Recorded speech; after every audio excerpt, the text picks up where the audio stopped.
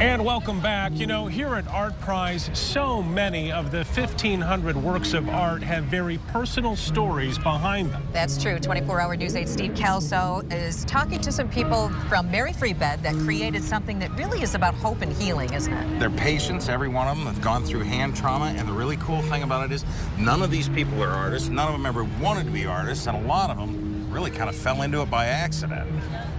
So it got to where I couldn't use my hand at all. I tore my flexor tendon and had a pretty severe laceration. It's frustrating. It was my left hand, and I'm left-handed. I bring home the bacon, and so there's a worry as to where that bacon's going to come from. Tendinitis for Becky Barber, a work injury for John Hernandez. And like the 45 other patients turned artists from Mary Free Bed's East Beltline Hand and Occupational Therapy Clinic, they needed something. Hope. Hope is through suffering. We're building perseverance and character, and there is a light at the end of the tunnel.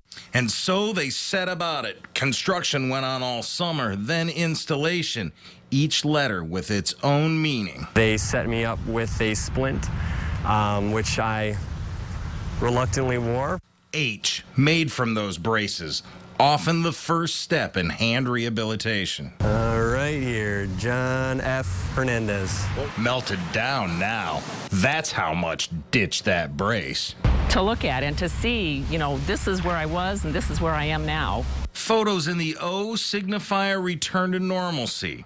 Sounds funny, but Becky Barber was happy to return to vacuuming. So the P, this signifies all the instruments that patients would like to put their hands around that they can no longer do. And shining brightest, E, light at the end of the tunnel. Hope is the feeling that the feeling you have won't last. This group of artists hopes you get it.